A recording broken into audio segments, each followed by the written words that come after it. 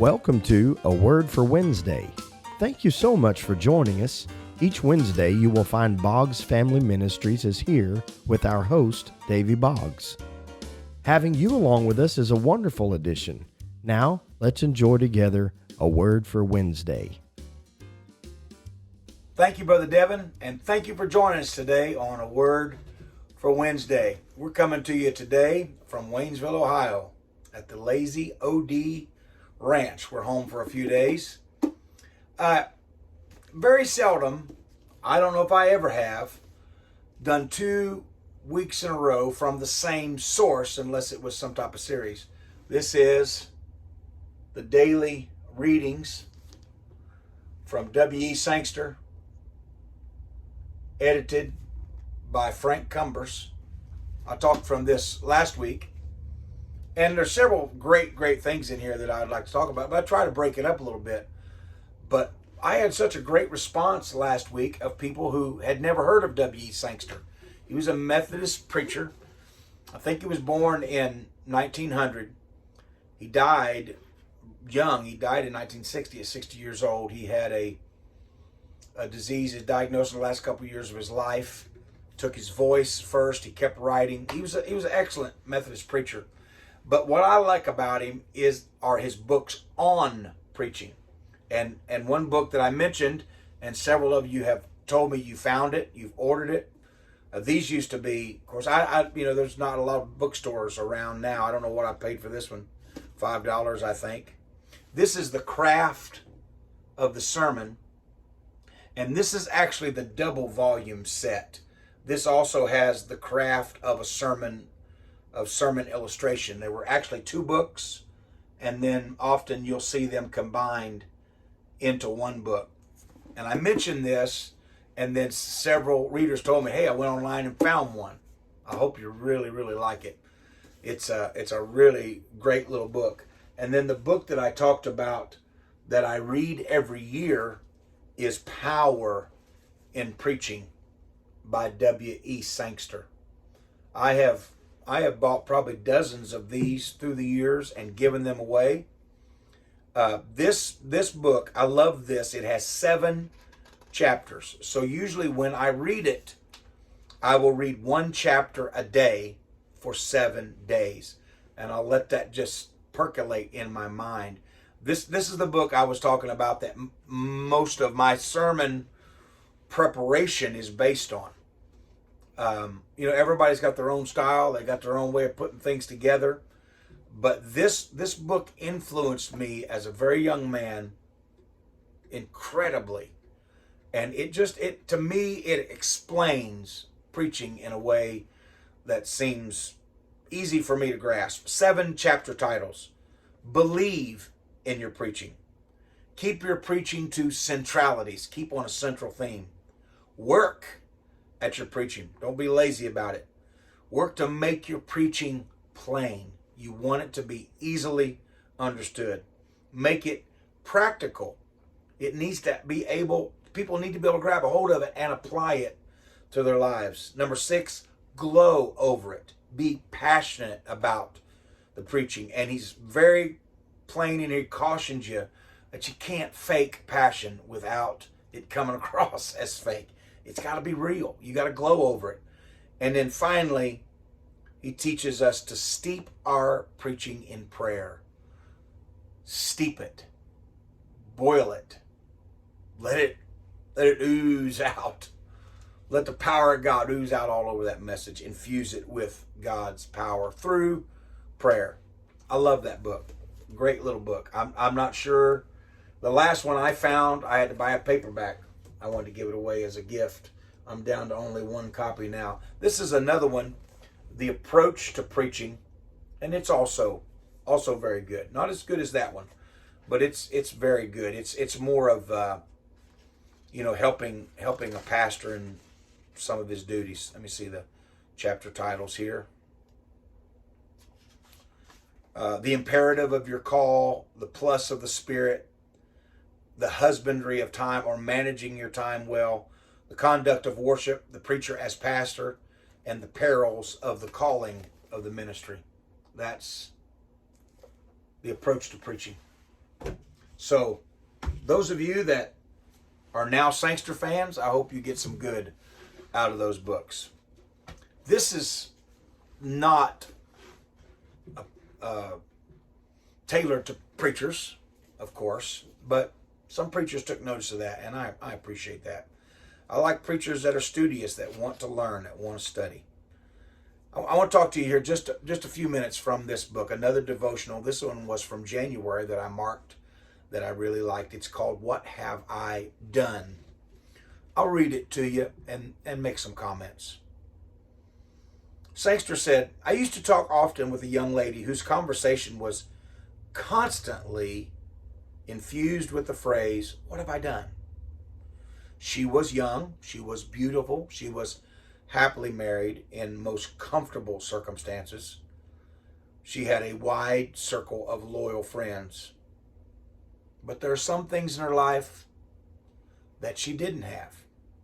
One of those was she did not have children. She had born 2 children, but both had died at birth. And her doctors had not encouraged the hope of another child. And let me just say, that's a really, really difficult place. If you desire children and you've not been able to have children, oh, God bless your heart. That's a difficult place. This woman, because of her childlessness and some other things, she was full of bitterness. She said her experience had made her an atheist. I don't even believe in God. But her atheism had a strange inconsistency because she hated the God that she declared did not exist. One moment, I hate him. One moment, he doesn't exist. Her conversation was constantly, what have I done to deserve this? What have I done to deserve to be childless? What have I done? And you can insert your pain into this. What have I done to deserve this job loss? What have I done to deserve the death of a child or the death of a spouse? What have I done to deserve cancer? What have I done to deserve liver disease? What have I done? What have I done to have so much bad in my life? That was her constant conversation. She would ask the question with bitterness and never pause for a reply. What have I done?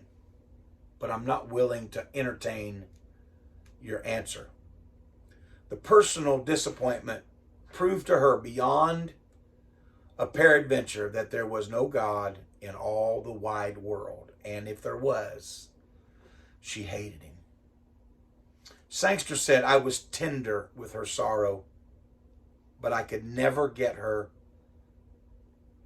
to pay attention when I turned her phrase in other directions. Listen to this. Oh man, Lord help me with this. Lord, help the preacher. He said she was beautiful, but what had she done to deserve beauty? She had the love of a devoted husband, but what had she done to deserve that? She was well-to-do. She had money, largely by her father's generosity. She was born into money, but what did she do to deserve that? What had she done to deserve a loyal circle of friends, a great social status? What had she done to deserve any of that? She had wonderful health. What had she done to deserve her wonderful health? She had a keen mind, very analytical mind, but what had she done to deserve that? And the answer to all of these good things in her life and all of the good things in our lives is that we have done nothing to deserve these things. They were gifts which we barely notice sometimes. And as she accused God for mismanaging his world. She did not thank him for the good things she had that she did not deserve. Oh, God, help me. So prone to question God, question the universe about why this is wrong, but so slow to question God about the things that are good in my life. What did I do to deserve this? I have a family. I have a wife that loves me. I have a daughter that's precious. I have a car to drive. I have a motorhome to live in. I have guitars to play. I have books to read. I have friends. Oh, I have been blessed with so many great friends. I have churches to minister in. I have a family that loves me. My parents are still alive. My in-laws are still alive. All of my siblings are still living. All of my wife's siblings are still living. We have nieces and nephews, and now great nieces and nephews that bring us so much joy. What have I done to deserve any of that? And the question is, I have done absolutely nothing to deserve the good, and probably I have done absolutely nothing to deserve the bad. God is not rewarding me for my goodness or my badness. He's not rewarding me with the blessings or with the unpleasant circumstances of life. Unhappily, Brother Sangster says, this self-tortured soul, this is current whenever he wrote this, is now losing the good things she has. He reminds us, please get this, bitterness is a poison. It has began to affect her looks. Her husband is now unhappy.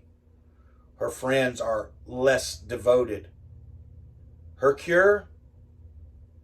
What does she need to do? Go to that man on the cross. No one ever loved as he loved. No one ever served as he served. No one ever suffered as he suffered.